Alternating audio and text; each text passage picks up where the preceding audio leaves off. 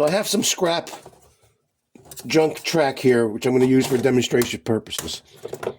The first thing we're going to do is make an insulated rail track to power accessories such as the crossing gate.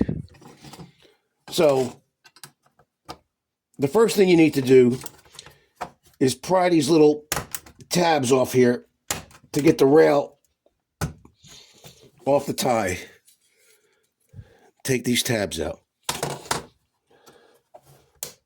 Probably a bigger screwdriver would work better, but we're going to go with this for now. Okay.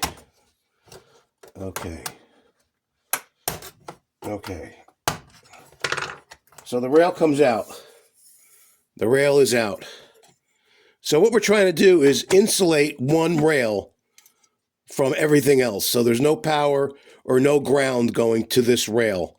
So the only time it's going to be grounded is when a train traverses the track and the ground is transferred through the wheels from the grounded rail to this rail. And this will activate the accessory.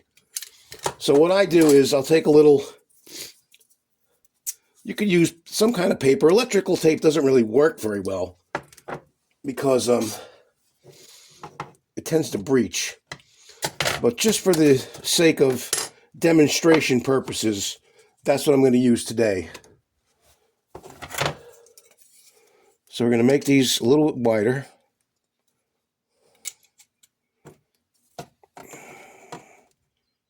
So the rail goes on easily.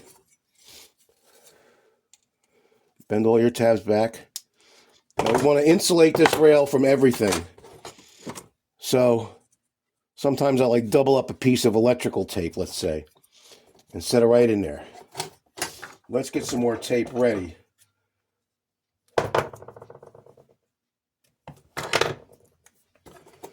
Just get it right in there.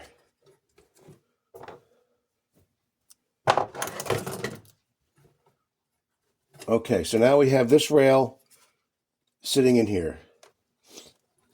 Hopefully that's going to be insulated enough for this demonstration purpose. Now you need to squeeze the rail, the tie back onto the rail so it's connected again. Okay? Get your big pliers.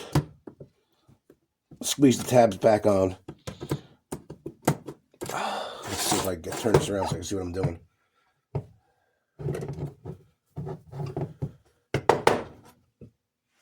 All right, let me put you on pause for a second.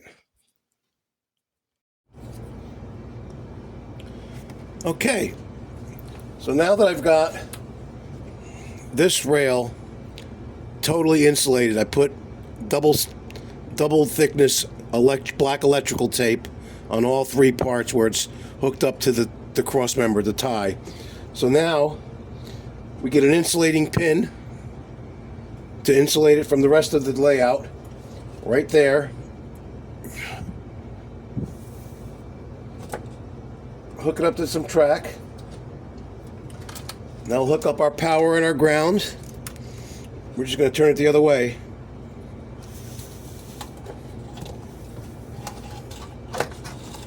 So this is the insulated rail that I just made. So here's the ground, and here's the power. Ground and power. This rail is insulated. So now you take your accessory, for example, this crossing gate, and say you want it to operate only when the train is at a certain spot. So you hook up the accessory to power and ground on the insulated rail we just made. Right here. That's the insulated rail. Take our test caboose. As you can see, it lights up. It's working. Now, when it goes over this rail and it completes the ground from this rail through the wheels to this rail, it's going to activate the gate.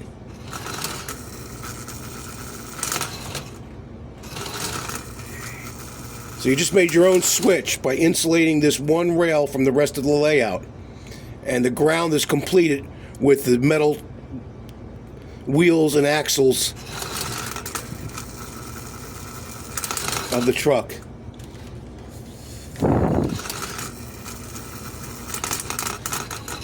See? But it doesn't interfere with the operation of the rest of the train because it's still getting the ground it needs from this one rail.